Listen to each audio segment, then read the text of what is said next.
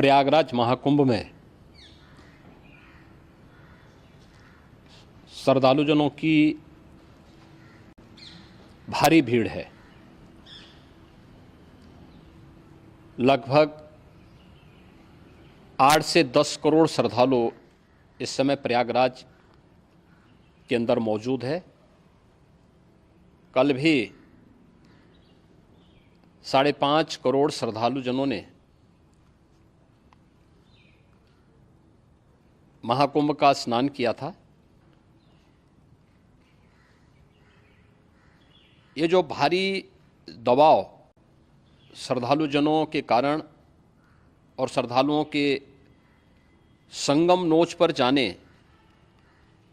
के कारण वहाँ पर एक बना हुआ है, लेकिन पूरा प्रशासन मौके पे वहाँ मौजूद है।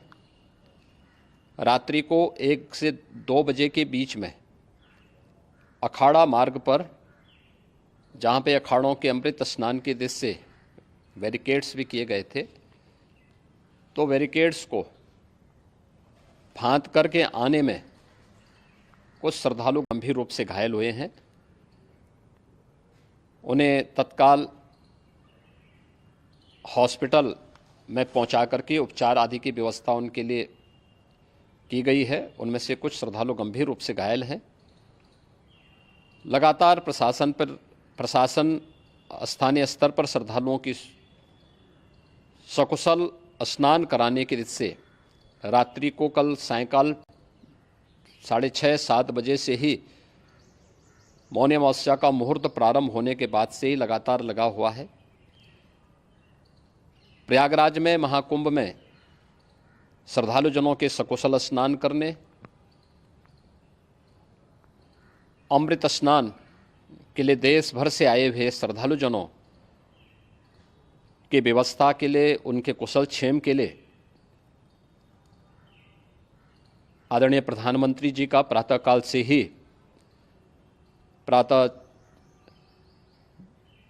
से ही उनके लगभग 4 बार प्रधानमंत्री जी ने हालचाल लिया है।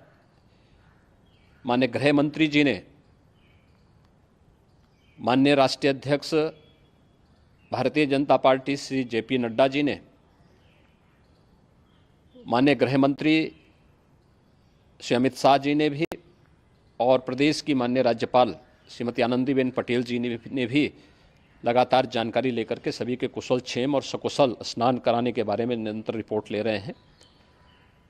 हम लोगों की प्रातःकाल से ही श्रद्धालुजन जो भी आए हैं वे स्नान कर सकें, इसके लिए यहाँ पे उच्च स्तरीय बैठक भी चल रही है, जिसमें मुख्य सचिव भी हैं, DGP हैं, प्रमुख सचिव गृह हैं, मुख्यमंत्री कार्यालय के अपर मुख्य सचिव के साथ साथ ADG लॉ एंड ऑर्डर के साथ साथ अन्य वरिष्ठ अधिकारीगण मौजूद हैं। प्रयागराज में हालात वर्तमान में नियंत्रण में हैं, लेकिन भीड़ का दबाव बहुत बना हुआ है। अखाड़ा परिषद से जुड़े हुए पदाधिकारियों के साथ मैंने स्वयं भी बातचीत की है। आचार्य महामंडलेश्वरों से भी, पूज्य संतों के साथ भी मेरी बातचीत हुई है, और पूज्य संतों ने बड़ी ही विनम्रता के साथ इस बात को कहा है कि नहीं, श्रद्धालुजन पहले स्नान करेंगे और फिर जब उनका दबाव कुछ कम होगा और वे सकुशल वहाँ से निकल जाएंगे, तब हम लोग स्नान करने के लिए संगम की तरफ जाएंगे। अभी पहले श्रद्धालुजनों को, चूँकि देश भर से आए हैं, तो इसके लिए उन्हें सभी अखाड़े इसके लिए सहमत हैं और सभी लोग इस व्यवस्था के साथ जुड़े हुए हैं। लगातार इस दिशा में हम लोगों का प्रयास है कि जो अब तक प्रातःकाल से ही आपने देखा होगा, कल मैंने बताया कि कल लगभग 5.5 करोड़ श्रद्धालु कल महाकुंभ का स्नान किए हैं, और आज प्रातःकाल तक लगभग 8:30 बजे तक 3 करोड़ से अधिक श्रद्धालु स्नान कर चुके हैं, और ये लगातार जारी है। लेकिन संगम नोच पर, अखाड़ा मार्ग पर, नागवासुकी मार्ग पर लगातार दबाव बना हुआ है, और वहाँ पर श्रद्धालुजनों की सुविधा के लिए भी हर प्रकार की वहाँ पर प्रशासन पूरी मुस्तैदी के साथ लगा हुआ है। और इसीलिए मेरी अपील है पूरे प्रदेशवासियों से, पूरे देशवासियों से और सभी श्रद्धालुओं से भी, सभी पूज्य संतों से भी कि अफवाह पर कोई ध्यान न दें, संयम से काम लें। ये सब आयोजन सभी लोगों का है। प्रशासन उनकी सेवा के लिए पूरी तत्परता के साथ लगा हुआ है। केंद्र और राज्य सरकार पूरी मजबूती के साथ वहाँ पर हर प्रकार का सहयोग करने के लिए तत्पर है। लेकिन कोई किसी अफवाह पे ध्यान न दें। कोई भी व्यक्ति नकारात्मक अफवाह फैलाने का प्रयास करेगा, उस प्रकार से नुकसान हो सकता है। और जहाँ पर हैं आप, लगभग 15 से 20 किलोमीटर के दायरे में अस्थायी घाट बनाए गए हैं, उसमें कहीं भी वे स्नान कर सकते हैं।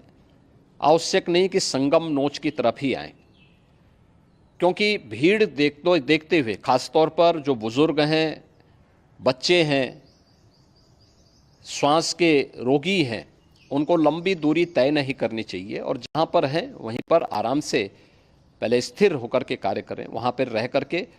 और जो नज़दीक के घाट हैं, उसी नज़दीक के घाट में स्नान करेंगे। सब गंगा जी के ही घाट हैं और गंगा जी के इस घाट में वही पुण्य प्राप्त होगा। ये मौनी अमावस्या है। मौनी अमावस्या में स्नान का महत्व है।